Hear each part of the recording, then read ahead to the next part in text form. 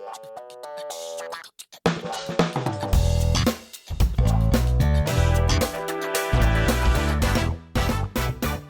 everyone. It's Ginger, and I am here today with Ron Babcock, who is a TV editor, a stand-up comedian, a dad, a husband. I don't know a lot else about him. I know that he's on the FI journey. I'll tell you why I wanted to talk to him. I met him at a FI event, and my thought was, what is this guy doing here? Right? Like, he seemed too cool to be at an event about financial independence, right? He's got this cool job. He's got this cool look. He did a cool stand-up act for everybody. And so I really wanted to talk to him. And thanks for joining us today. And I want to start with this question of like, what were you doing there? How did you end up connecting with this community? Well, first of all, Ginger, I can't wait to tell my wife that I'm cool, okay? Because she will argue otherwise. But I do maintain that there was like a good hot second a few years ago where I was like, I felt like I was legitimately cool for a second. And then, you have kids. I went to that event because I'm friends with Alan Donegan. And I actually heard him, I think I heard him on Choose FI.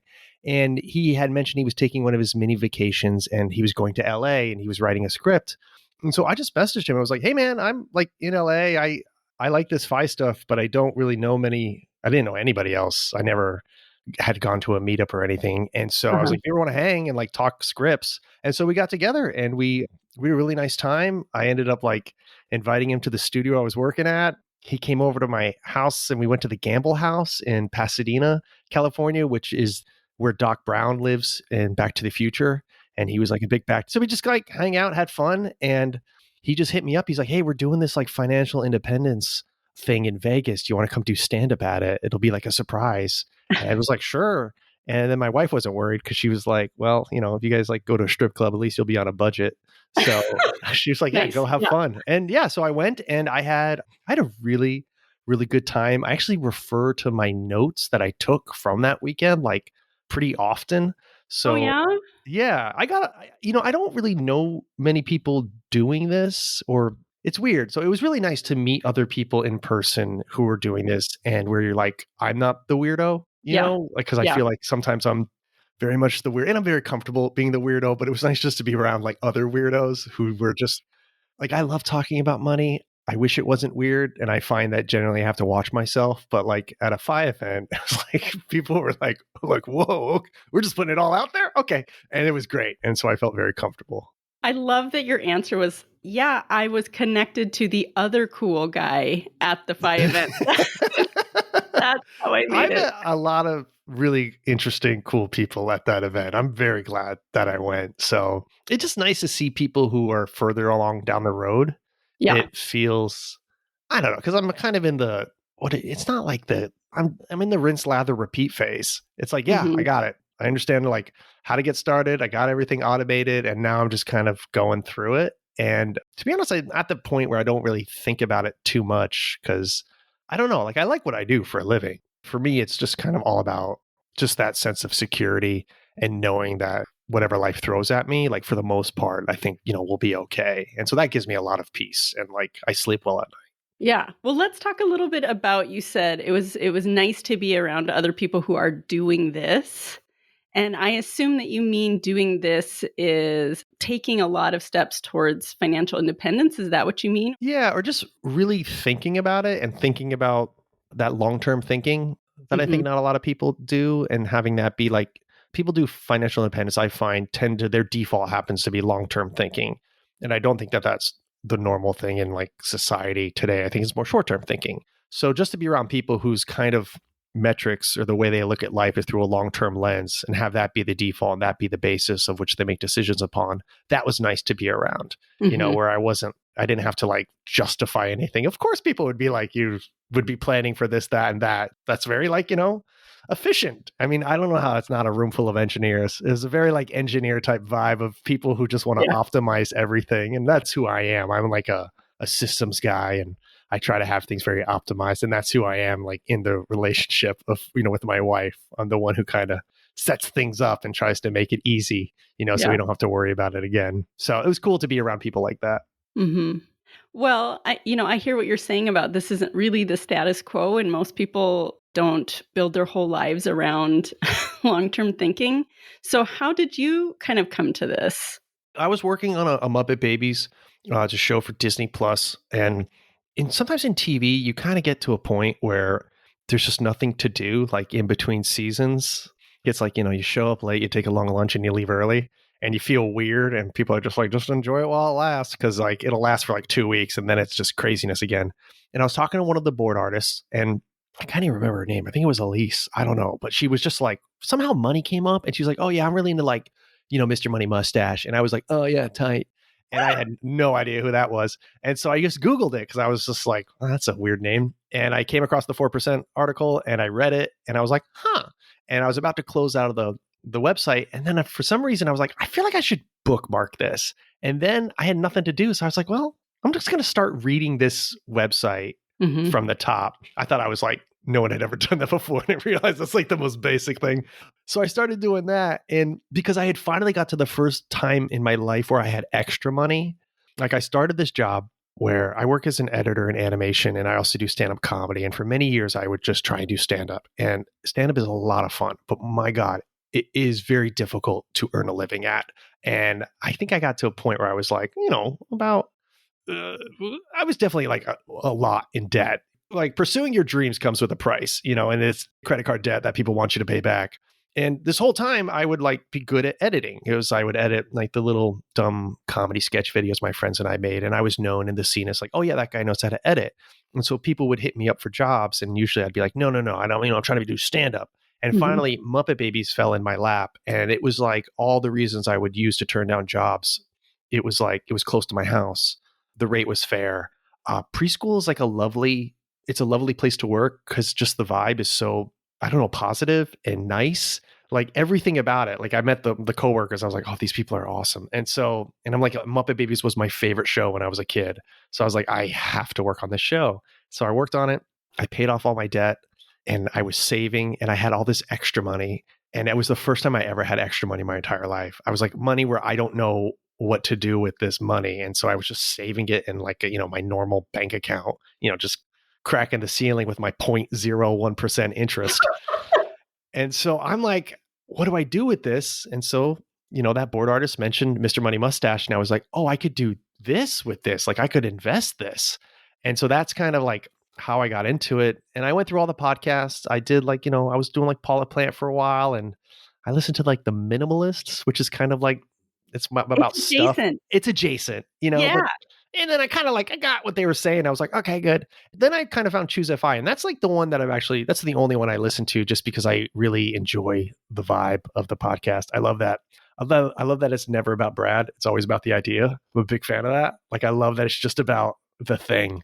And so I've kind of just been taking things I've learned and just slowly instituting them over time and just trying to make it like a little bit better and a little bit easier.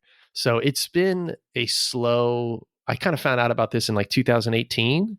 And I feel like I was really good with it in the beginning because I was like on my own and my wife was then my girlfriend and, we had split finances and I was putting away so much. I was so proud of myself. I was like one of those people who was doing those gnarly amounts, throwing them in.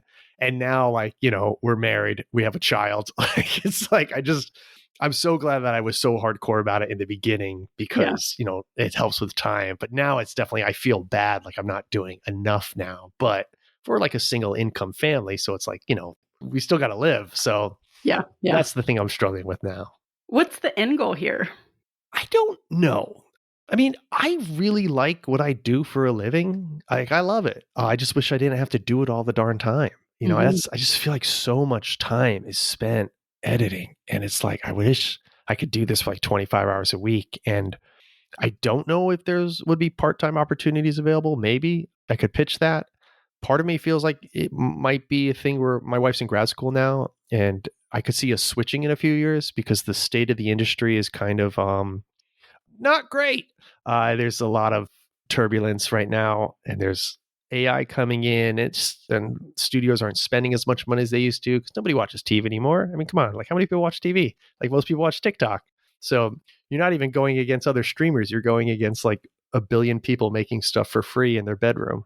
So it's the industry's in flux, I guess is what I'm trying to say. And so there might be a scenario where maybe we switch and I stay at home with the kids, hopefully. And, my wife goes back to work, which I would be, Ginger, I would love to be a house husband. The dream. Oh my gosh. I would just murder being a house husband. I love to cook. I love to clean. This could be my world, and I would be totally happy doing that. You love to be around screaming children. It's your thing. I could take them, I mean, it's one of those things that it is hard though. Like if I have to do child duty for a couple of days, my wife's sick or something, I'm like, oh God, this does get hard. And there's just one of them. So what happens if there's two? Yep. So yeah. But ideally the end game is ultimately just to have choices. Yeah. I would love to not, let's say the industry changes so much where it stops being fun. Mm-hmm. I would love the option to not have to you still got to work. You still got to earn a living. Yeah. I hear you on, thinking about, hey, my job might not be around or it might not be around in the same way. And I want to be able to have options when that happens. I think that's a huge thing, a big reason that people do this kind of thing. And then I think there's this other thing that we don't think about. I certainly don't think about, but the research says that we should, which is that we're going to be different people in 5 years or in 10 years. And I think, gosh, you're saying, I love it so much now. Do you ever think maybe I won't love it? Yeah. I mean, sure. It all depends on the show you're on. Most of the shows I've been on, I've been pretty grateful where the showrunner's been cool and awesome. And I did a show called Clone High and the showrunner was great. I had our first child happen on that show and they were so unbelievably kind and understanding. And they're like, do you think family first? And not all shows are like that. And so that was great. But if I was in a different place where they were just, I don't know, toxic or abusive or something like that, that's kind of one of the reasons why I like working in animation. This live action is it's a lot more ego in live action, where animation takes forever. So you're with people forever. So I don't think you can get away with bad behavior as much because you got to be around these people for you're not around for 3-4 months. You're around them for a year and a half. It takes it took a year to make an episode of Muppet Babies, from script to finished product. Wow. It takes a long time. So you gotta work with these people, man. You can't be, mean. So anyway, that's why I like animation. And I also just love animation. But yeah, I don't know. I lost my train of thought. I'm sorry. Oh, I was just saying, well, what if do you ever think about maybe I won't be interested in doing it anymore? Maybe yeah. I mean, I think that is. It's weird. I know what you mean, that research that says you're going to change. Because I look back at myself, who I was in my 20s, and I'm like, oh my God, I'm so different. Yeah. And then I look at myself in 10 years, I'm like, I'm going to be exactly the same. Exactly. So I'm like, what? Although I would say that I think that the changes that I would make from, say, 40 to 50 are going to be less than the changes I made from 20 to 30, just because of how much an idiot you are when you're 20. I don't want to speak for you, but for me, huge Goomba, just, oh my gosh, I look back and cringe. But yeah, I mean, there's a world where I guess at the end of the day, the takeaway is I just want options and security. And that's for me is the security of it all, knowing that we would be okay. And it's actually already come in handy. So I was unemployed for 10 months last year. So the writer's strike hit, and I don't know if maybe you heard about that or people heard about that. And it was funny. I talked to my friends back in Ohio and they're like, is that a big deal out there? And I'm like, yeah, it's all literally anyone talks about. And after the writer's strike, the actors, SAG-AFTRA, they went on strike. And then there was a whole thing that IATSE, which is the union that I fall under, that's what the editors fall under, was going to go on strike. Anyway, I was off for 10 months. Wow. And, we're a single income family. So that's a long time to go. And yeah, I had my emergency savings and I burned through that. 10 months is they say plan for 3 or 6, anyway, 10. So, our costs went lower because I was obviously just at home. So I would spend a lot of time cooking. And to be honest, I loved it. I framed it as this is my mini financial independence break. And I had the best time. I just hung out with my son all the time, went to the beach, went to the museum. We just kind of rode bikes. It was just if it wasn't for income, I could just keep doing this and be totally happy. It was just great.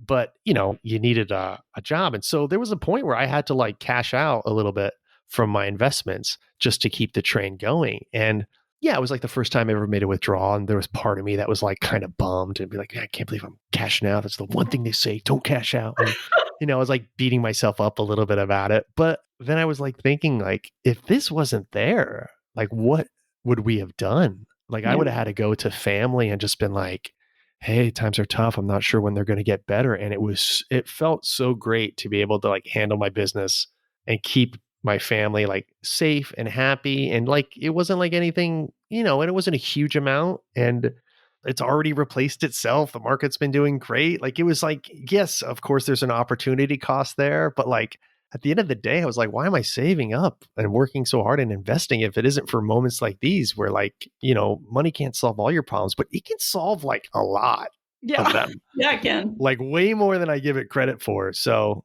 that felt really good. And that kind of really, I think, also helped my wife kind of also understand like, oh, wow, that was really good that you've been doing all this stuff and, been so focused on it.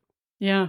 Tell me about your wife's investment in this plan, or how you said, oh, I was a lot better before I got married. My wife is a very patient woman.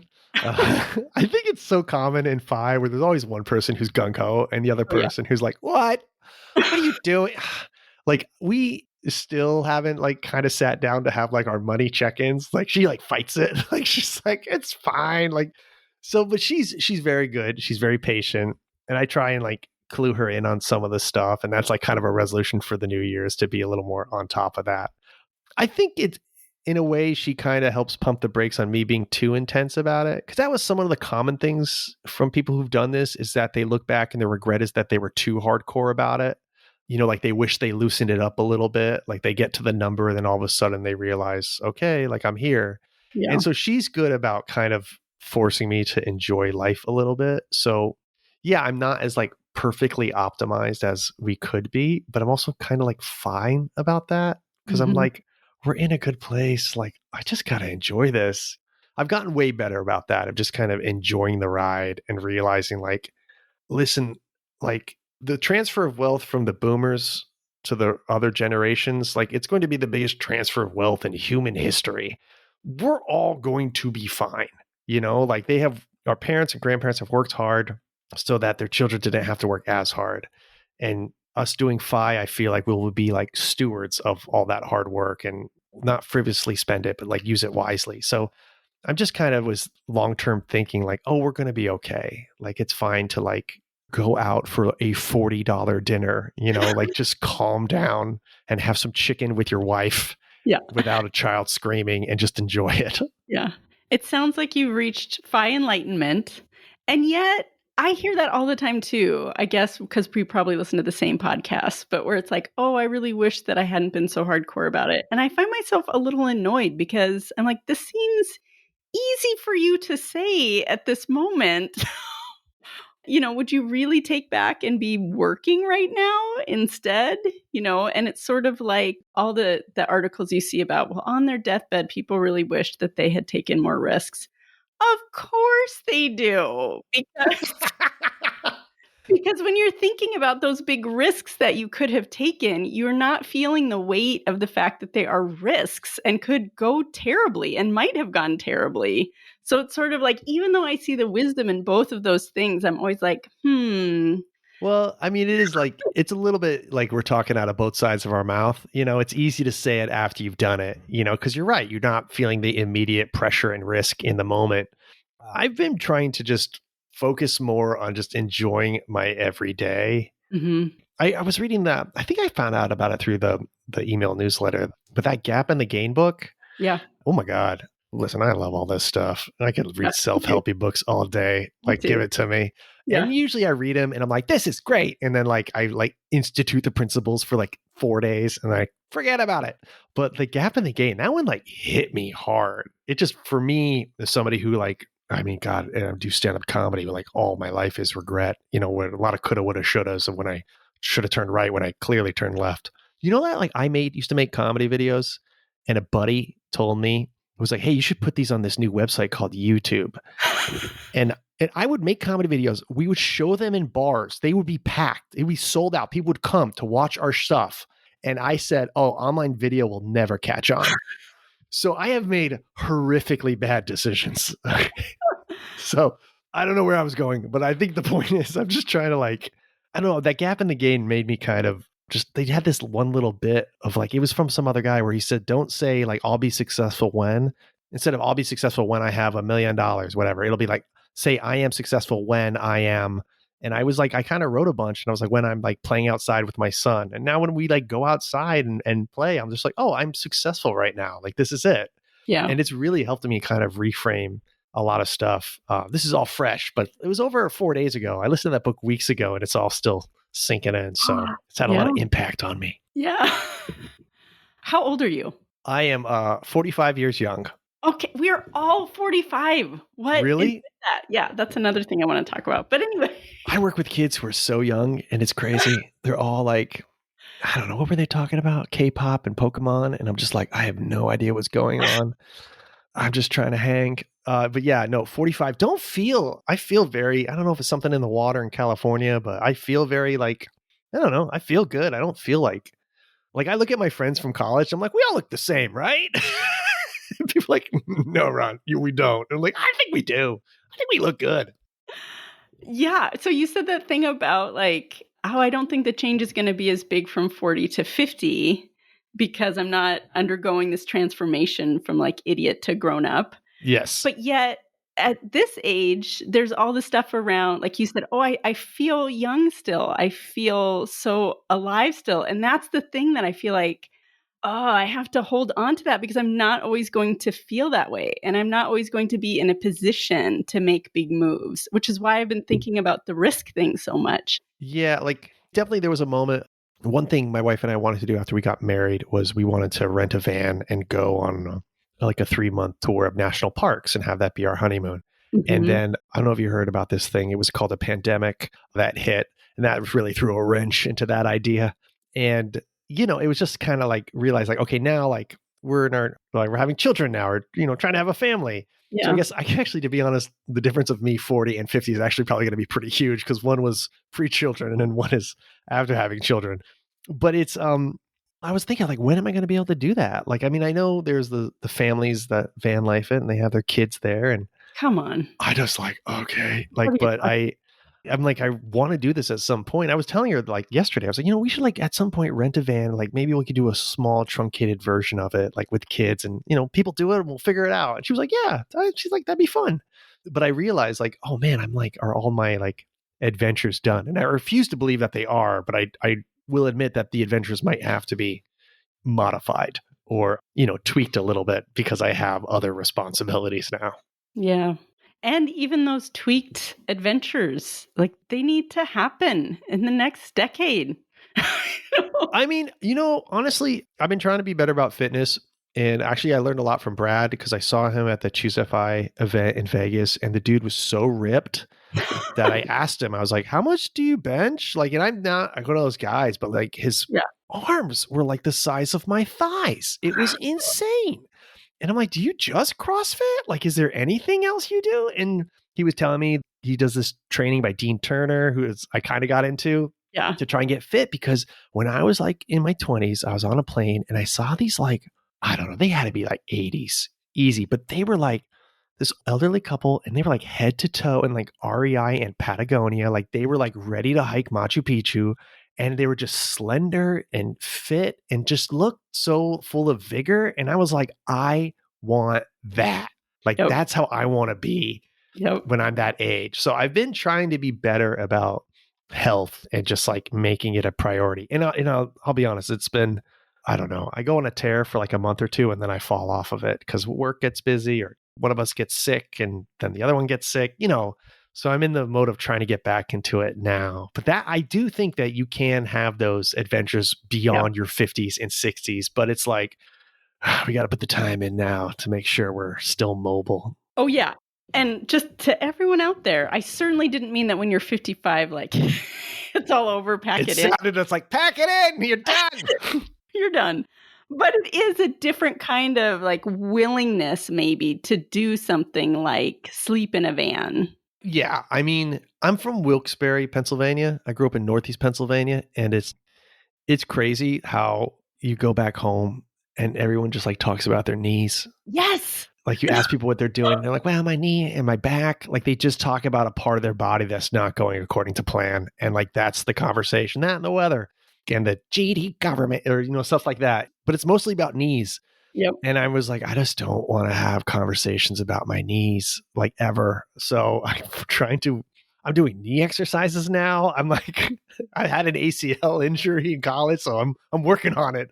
Yeah. But man, oh man, it's wild. I had this conversation with my husband not 2 weeks ago where I was like, I think it's time, man. We need to make a pact to never talk about how our bodies are falling apart because I'm so afraid of, that's the main topic of conversation. I gotta stretch more. I used to be into stretching because my wife once tried to stretch my leg. She was like, it's like your stomach is made of like concrete. Like it's so stiff. She's like, how do you walk around? Like it was, I don't know. I was like, oh God, this is bad. And so I started like stretching and like doing yoga online and like I'm just that guy. And like the pandemic, I was just that guy in my living room trying to do like yoga, and like the mailman would come up and see me doing it. I'm like, hey, what's up, Kevin? And it's just so weird, and I was bad at it, but I did feel a lot better and slightly more bendy than I was. And now I'm back. I've like solidified back to like my concrete form where I need to like start stretching out again. Honestly, it's like, to me, phi is like, if I reach phi, I'm gonna have so much more time to stretch. This is the oldest thing I've ever heard anyone say. Right. I've embraced that part of me, though. I've always been old. I was like 20 for like 3 weeks, and then I turned like 55. I've always had like an old soul mentality.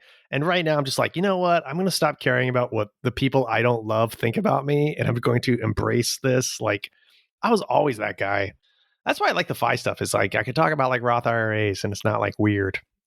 But there's still so much stuff that I need to learn. That's the thing. It's like even though like I feel like I have everything set on like a pretty simple, boring kind of pathway, like I still don't fully understand the Roth backdoor thing. Like, even though I've heard people talk about it literally 1,000 times, I'm like, what's going on? So I need to figure that out.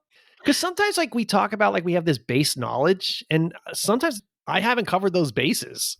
So like I'm a big fan of when people use acronyms and they spell it out the first time before they use it again. Because for a lot of people who do this for their life, like sometimes I just forget. Like I feel like since we had children, I feel like I've definitely gotten dumber, and there's just things I don't know I forget. If I've met you like more than 5 years ago, like I'm going to forget your name, and I'm so sorry.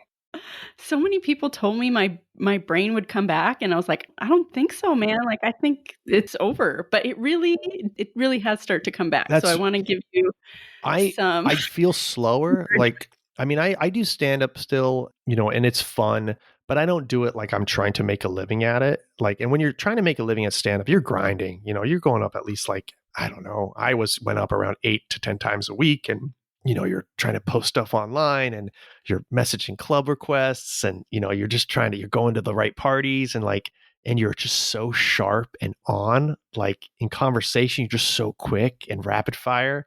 And I don't do any of that anymore. Now I go up like once or twice a month. I have a beer. It's fun. Sometimes I get booked for random shows and get paid. I'm like, oh, that's cool. And I'm definitely not as quick as I used to be. And I know part of that is I'm not like, if you don't play basketball all the time, you're not going to be as good at basketball. But other part of that is just like having a child and just like, I don't know, not enough sleep. Like my senses are dulled, and I'm definitely not as like quick as I used to be. Because I used to be able to like think of jokes. Like I know like there'll be a part of the conversation where I know this is where the joke is supposed to go. And I'm like, I got nothing. Like this, I used to have something there always ready to go. And I'm like, oh man. So it's nice to hear that that's going to come back. I'm actually very excited about that. Yeah. I was really worried that I had a brain tumor for a while. Whoa. Because I would like forget things that normally I would never forget, like people's birthdays who I was really close to. And it was just like nuts, the kind of things that I was forgetting. I just like could not hold on to information. But you didn't have a brain tumor. Well, that's the thing. So everyone's like, oh, it's okay because your brain will start working again once your child gets older. I'm like, what an advertisement for childbearing, right? Like, you might think you have a brain tumor, but hey, you probably don't. Yeah, exactly. I always just thought, no, I'm going to be the one person who, like, I do have a brain tumor, and then no one listened to me. And then you get to have that sweet righteousness of like, you should have listened to Ginger. Yes. Now you'll always feel bad. Yeah, because now I'm dead. Anyway, your child... I'm glad I reached phi. Your child brain tumor will go away. I want to go back to all the things we don't know. Let's just be a little instead of sharing knowledge on this podcast. You said the backdoor Roth, and that's something too that I like. I feel like I kind of check out a little bit when people are talking about it because it doesn't really apply to me. And so I don't think it applies to me either. I think you have to have a lot of money. Yeah, and I'm not quite there yet, but I can't wait till it does apply to me. Yeah. One of the things is like I love when I find out things I don't know about things I don't know, where all of a sudden something comes in. I was like, oh, I didn't know I was supposed to know about that. And I feel like I've been good. Like the thing I'm proud about is I'm very good about tracking our expenses. I got everything dialed in. And I'm really proud about that I could go back years and be like, this is what I spent in, July of 2021 or whatever. And like, this is what we spent on. And so that in and of itself I feel like that was like the big first step for me, because I always thought I was a really frugal person. I was like, I don't spend that much money on eating out. And then I tracked my expenses and I was like, oh my God, I'm a monster. This is insane.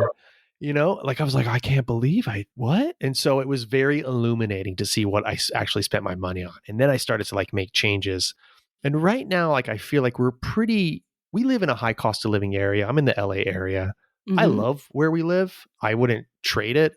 It's just a nice place to live. I love the weather. I love the people. I love the vibe. It's kind of where I work and we have family close by here. So it's nice, but it's definitely a high cost of living area. So like, I don't know what they say, 25% should go to your like housing. Like ours is like definitely like 45%.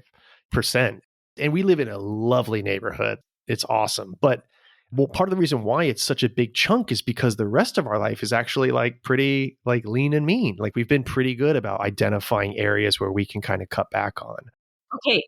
I love that we're talking about budgeting now, right? Yeah. And it's funny you say this because I was just thinking, okay, this is one of my 2025 goals because I feel like I'm a person who's good with money. I'm obsessed with personal finance in a lot of ways, but I think I'm also one of those people who like there's more money if I could just find it in my budget. Like, I don't know, I'm just spending too much on Amazon or something. So I think I'm going to get really serious and like do the thing where I write down every single thing that I spend for a month or two. Oh, yeah. I think it's like Ginger, at least for me, like that was the thing that made me like I track everything. And, at the end of the year, sometimes I'll go to my wife and I'll be like, hey, I'm just going to search for this last year. I'm just going to type in one word and it's Target and see what we bought at Target. And then she says, they're essentials. And I'm like, you tell me everything you bought is essential? Like we would not still be here if you didn't buy one.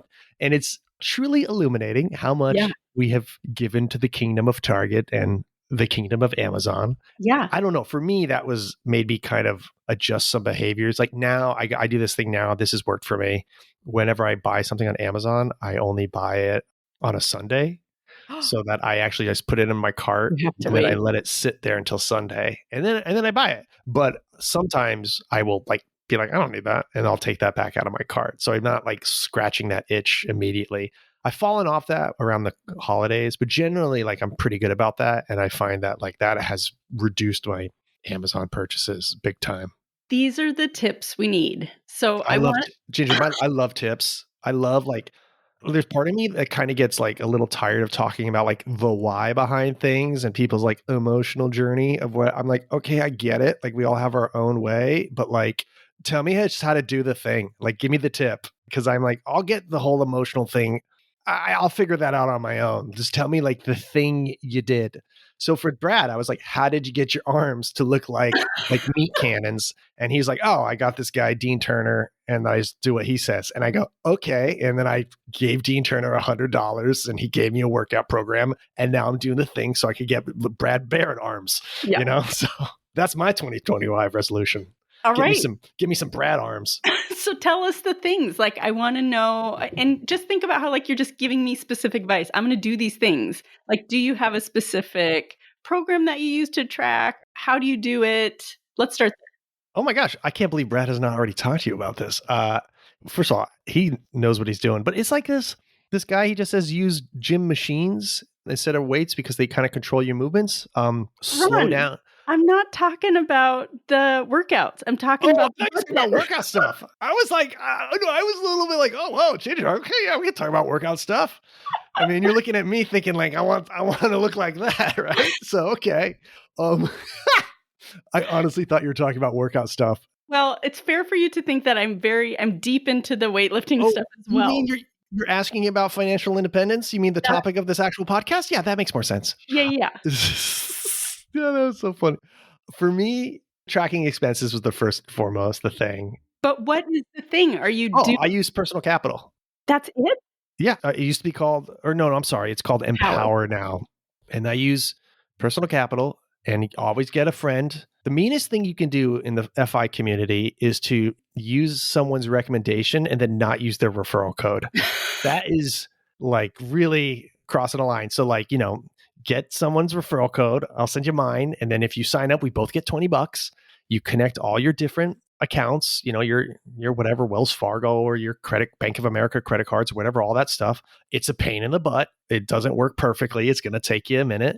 And then track your expenses for like a month or two. Don't judge yourself. Just kind of like log in every Sunday morning and just kind of like, it's like a dumb robot. But once you point it in the right direction, it remembers. So like there's this one coffee shop I go to and it thinks it's internet. I'm like, it's not internet, it's coffee, you dumb robot. So, but once you point it in the right direction, the dumb robot remembers. So there's a little bit of hand holding you have to do in the beginning. And then after 2 months, look at what you spent on and like kind of the parts where you get a little cringy ball in your stomach. You're like, okay, that's way too much money to spend on Amazon. I need to dial it back there. Yeah. And then like, then you can make decisions. But I'm a big believer in like, you can't make decisions unless you have good data.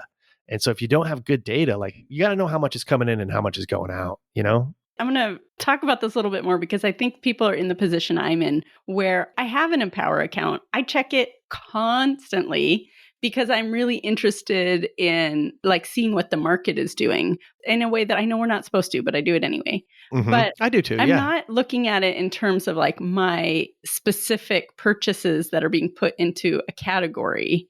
But that's what you're saying. Like, I tend to, not to get too, I guess, intimate, but I tend to like, when I go to the bathroom, listen, I sit down when I pee because I'm getting stuff done. So that's when I turn that time into like, let's go into Empower. Like that's when I budget my transactions. So this man does not stand when he pees, okay? Because I'm too busy making moves. I asked for specifics. And so that's what I do. I mean, I think the feeling of that is probably motivated maybe because like it's like you don't necessarily want to know, because once you know, then you might be like, oh, now I got to change my behavior. But I found it very interesting. I try to look at it like remove myself from it and look at myself as like a little business and be like, okay, how is this guy running his business, aka his life? So that's how I kind of mentally looked at it and was like, okay, this is where I'm doing very well. Like, this is great. You're saving a good amount. Good for you. And this is where you're doing a little crazy. Definitely. But then also like I typed in the word coffee to see how much we spent on coffee the year our son was born. And it was insane because every morning I would take our son out of the house because my wife, so she could sleep in a little bit. And we had a small place. So I got him out and I would walk with him in a stroller and we would get coffee. And, I wouldn't trade that for anything. I absolutely loved that time. I don't care how much it costs. Like it was at that time, it was something that I kind of valued. And like, I felt like allowed us to like, we became friends with the coffee owner and like, we just would have fun together. And I don't know, it was just a nice time. So I also don't judge myself too much. Like I don't want to beat myself up about anything. I'm just kind of like, listen, we're all trying to do our best to get to the end of the day. If I see an area where I can improve a little bit, like go for it. But I'm not going to like, I don't know, make myself feel bad. I mean, look, we're doing such a noble thing. And just the fact that we're in this community and we're going for it means we're so far ahead of the status quo.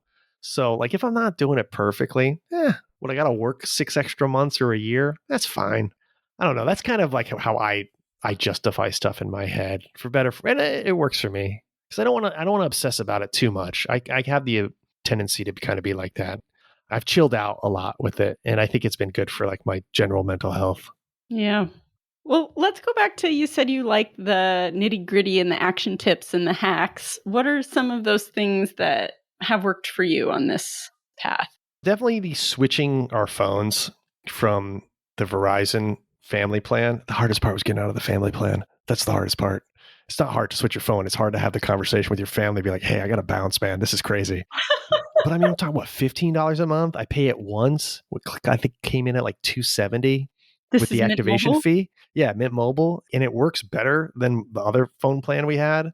And now I pay that once a month and I don't have that monthly subscription cost anymore. Like I went from having this like cost that was like 50 whatever now to like 15, and I pay it once a year and then I don't have to worry about it monthly. That's been huge. It's a good one. That's definitely a good one. Automating all the investments and savings. So like my paycheck hits on a certain day and then boom, like it goes into like my savings. I do invest in the market on Mondays because historically, I don't do any timing the market, but historically the market is down on a Monday because people are like, it's Monday. So I do just put my money in on a Monday and then I don't try and time anything, but that's the one little timing tweak I do. Yeah. Can I tell you so I'm convinced that I need to go to Mint Mobile. I'm just waiting out a contract and then I'm on board. I watched so much Welcome to Wrexham that I was like, fine, I'll do it. But you know what? But my wife's still on the family plan. So I got to get her out. Like I've made it out. But when you leave a family plan, it gets higher for the people still in the family plan. Uh-huh. So it's like, hey, I'm going to bounce and it's going to negatively affect you. Right. It's a tough conversation, but like, I was like, I'm saving like personally, like, I don't know, $700 a year. Yeah. You got to get her out. Oh, other nitty gritty thing is that my wife's going back to school to get her master's. And I realized that makes her eligible because she has a university email address that makes her eligible for all the student discounts. Yes. For all the streaming services. And I switched us and I think I saved us like $500 a year. It's like instead of like paying, I don't know, whatever the Disney Plus, because you legally as a parent have to have Disney Plus. Yep. If you don't pay, instead of paying like $14.99, it's now like $1.99 or something, like crazy cheap. And it has ads, but I'm fine, whatever. We don't watch that much.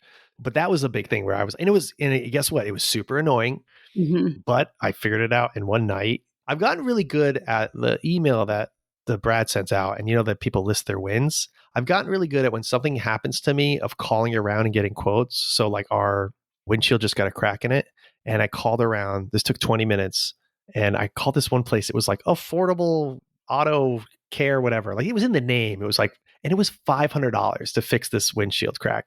And then I called a bunch of other places, and then I got a guy who's like for $250. So like 50% off. And they both did it, like said I could do it in the next day. Wow. And the guy's like, I'm like, do I need to pay cash? He's like, no, okay. And I'm like, great. Okay, I'll get points. And so I've gotten really good at like just calling around and just taking 20 minutes. And that's been big. I've saved like a considerable amount of money checking out on stuff like that.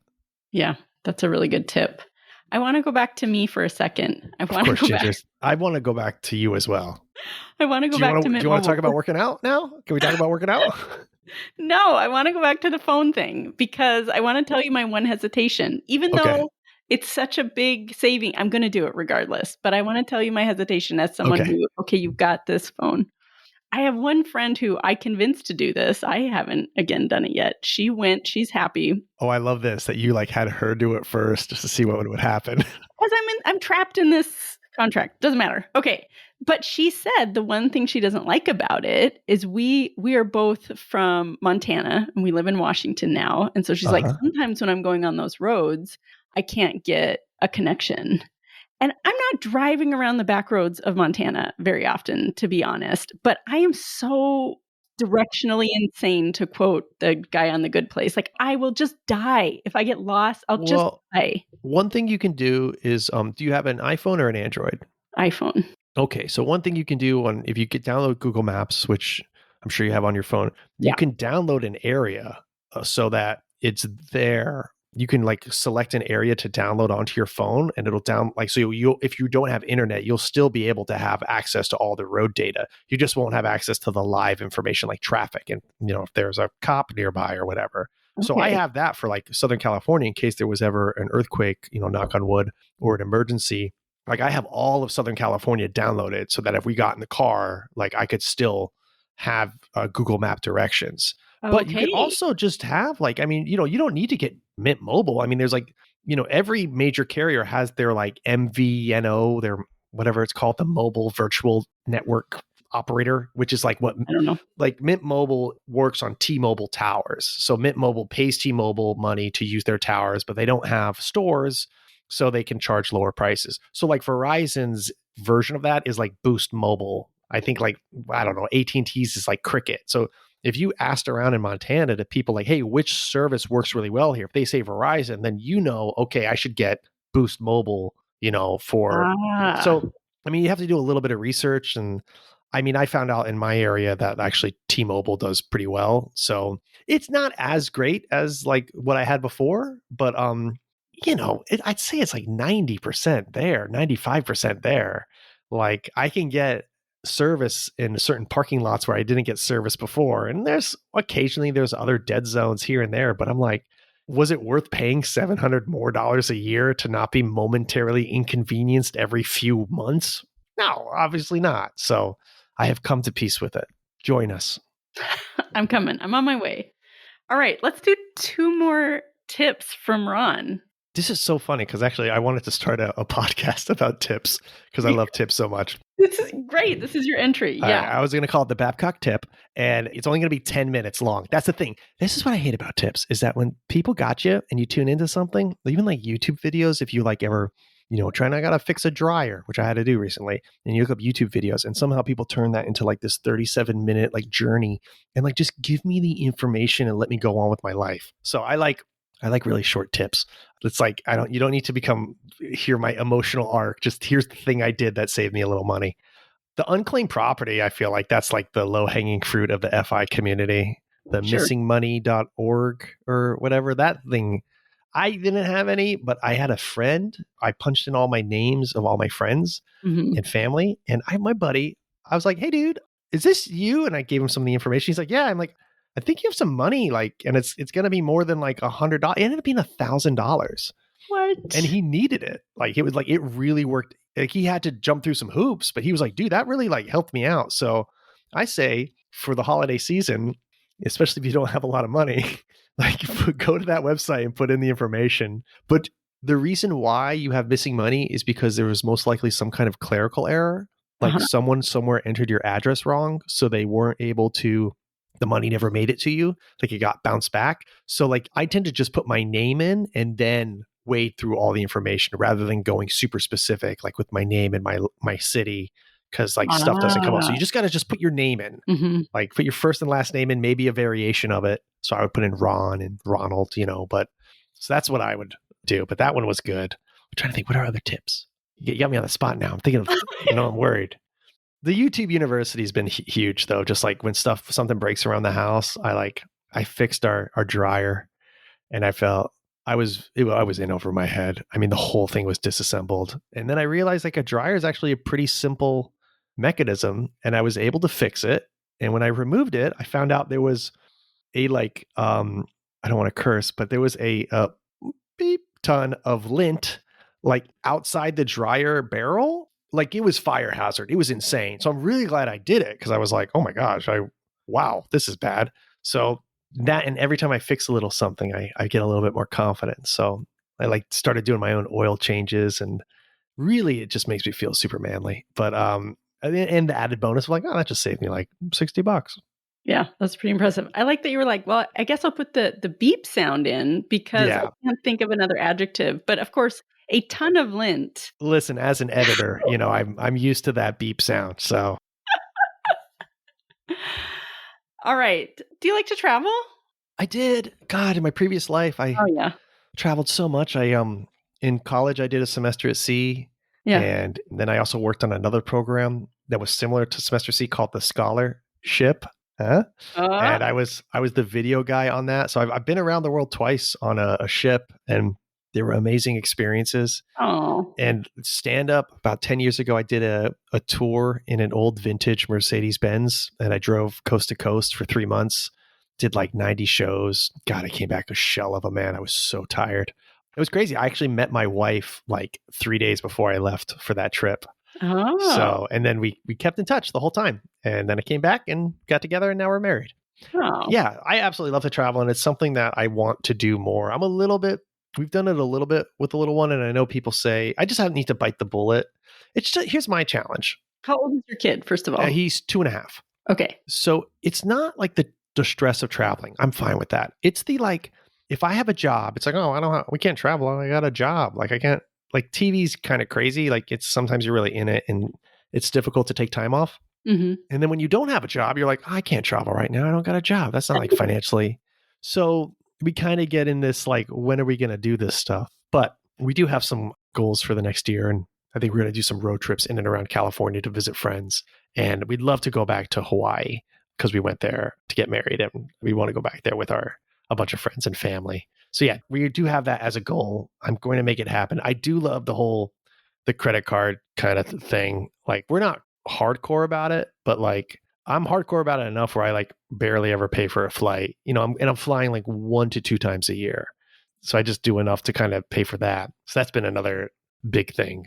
I started listening to this other podcast, and the episode title was something like why we're not doing travel rewards anymore. I'm like, oh, I got to listen to this. Maybe they know something that I don't know because I love travel rewards. I mean, I always like it. Like, I think it's like a nice, like, I don't know. I'd be interested to see why they're not doing it. I know. Well, I listened to it and then I heard that she was talking about how like they were so overwhelmed with their 18 cards or whatever.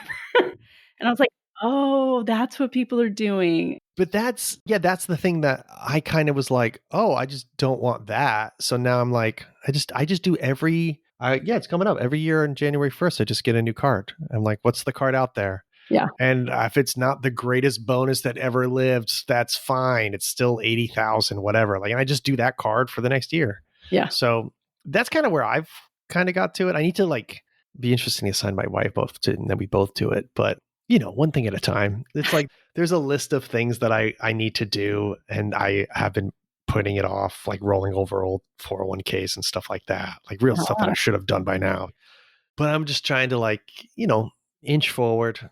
It's like that gap in the gain thing. They like measure backwards, like measure from where you are and not where you want to go. And that's been very helpful for me of like, I started this in 2018. And if I just look at how far I've come, I'm very proud of it, and I'm like, and the fact that it really helped us when I was unemployed for almost a year, that was very motivating to kind of keep going. But I'm also trying not to do it to the point where I start to obsess and lose sleep about it. Cause I'm just like, I don't know. It doesn't feel very productive. Yeah. Well, you said something about goals, travel goals for the new year. So let's kind of close out with, I know you have some other goals for the year, and we're at that time of year where it's like talking about and thinking about who you want to be next year. Tell us a little bit about future Ron. Let me just open up my 2024 goals. I could tell you my goals from last year and all the things that I didn't hit. Okay, ready? Stand up on a surfboard. Didn't hit it. Oh God, I'm trying. I'm so bad at it, but I'm going to keep trying. Go in the ocean every month. Did not hit it. Go paddleboarding with my wife. Did not do it. Bike to this town nearby with my wife. Did it with my wife, but did it on my own. It was like 36 miles and it almost broke me. Start boxing again. Did it. Spar once. Did not do it. Still afraid of it. Going to do it this year. Make journaling a habit. Starting to do that. I've hit and miss. Make a reel and website. Did it. HeyRon.com. I think it turned out kind of cool. Restore the director chairs. Didn't do it. I have dreams of like, those like TikTok restoring furniture. Or the people who restore cast iron. Oh my God, I could watch that stuff forever. Travel somewhere. And we did. We did technically travel somewhere, and it was a delightful time. So those were like my goals from last year. A lot of my goals for this year probably going to be those that I didn't hit. I think honestly, I just want to stand up on a surfboard. That's like kind of the big goal is I want to stand up on a surfboard and I want to feel that because I took my niece out and she stood up like immediately. And I'm like, you gotta be kidding me. Well, you live in LA. Isn't this a requirement? No, we live kind of in the LA area, a little bit outside where it's most people in LA don't surf. And whenever I tell people at work that I started surfing, they're like, yeah, really? Like I don't enjoy the tone in their voice. But I'm going to do it. That's my big goal. I'm trying to, do a lot of like little things like, I'll tell you the 1% little improvements I made that I was really proud of is I had no more phone at meal times. So I don't have my phone with me at the dinner table anymore. Nice. I got an alarm clock in my bedroom and I charge my phone in the kitchen. So I don't check my phone at night or when I wake up. And that's been huge. Mm-hmm. I got a bike seat for our son. And Nice. that's been probably the biggest game changer is now we just bike together and it's the best.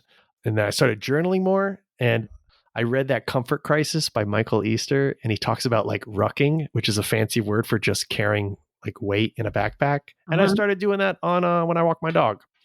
So those are like the little things that and honestly, I never tell anybody about this stuff because I feel like a little weird to go to my friends. Be like, I don't have my phone at mealtimes anymore. So I appreciate you giving me this safe space where I could share this kind of stuff because I never talk about this with anybody, but I feel like this community is people would be like, oh yeah, I do that. Like, and it's a very welcome and open space. So thank you for letting me, dive into all that. Oh my gosh. I started putting my phone to bed. I started doing something similar. Like I have it has a little bed. Oh, that's downstairs. awesome. Like it's away from my bed. So is it just like a bucket of dry rice and you just stick it in that? A bucket of dry rice. Yeah. So now what are some of your goals? I'm interested. I've been vulnerable. I've shared my vulnerabilities of things that I hope to focus on in the new year. I want to know what Ginger's going to try and do. This is not how this works, Ron. I ask the questions. No, I definitely am one of those people, where you're like, oh yeah, I think in this community, I'm definitely a goal person. And I will sit down with my little list of goals here soon. So I don't know that I have them all out, but one of them is about the budgeting thing where I'm not crazy. I do like track to some extent, but that I really want to get serious about it. But I understand, like you can go, like sometimes like if my wife went to Target, I'm like, well, technically 60% of that was groceries and 40% of it was, I'm like, oh God, just put it under general merchandise. Like, it's like I don't know where the line is sometimes and I have trouble with that. I'm going to find out where the line is. I think you find what works for you. And I know like I found an area where I'm like, okay, I feel comfortable with what we're spending. I don't think it's ridiculous. I don't think we're not depriving ourselves. So we found that, but I know what you mean. Like you can obsess over it too much. And there's a thing on Amazon where you can say like, how much did I spend last year? Well, no, we share our Amazon account. So like ours is all over the place. Like it's just pure chaos. Yeah. I did this a few years ago and it was horrific. Oh. Yeah. And it really put me off from like, I've never touched that button again. And so part of my goal is like, I don't want to not be looking at that out of this like weird emotion that I can't handle. I go to my purchase history at the end of the year. And then I kind of see like, okay, am I still using this purchase? Oh. Like, was this something that actually still continues to provide value? And so that's why and I tell you that Sunday thing that I do, like that works. Like when I'm on that and I'm really sticking to it, because it takes a lot of willpower. A lot of times I end up taking stuff out, or like I've gotten good at just finding, like we live in one of those neighborhoods where like the neighborhood provides, there's just things on the side. I was going to buy a dresser from like a thrift store for our closet in our guest room. And on the way there, I saw a dresser, like the exact size, like on the side of the road. And I was like, are you kidding me? Like I got way too excited about it. And I told a lot of my friends and they're like, cool story, bro. But if I tell someone in FI, they're like, that's amazing. Like they're so excited for me.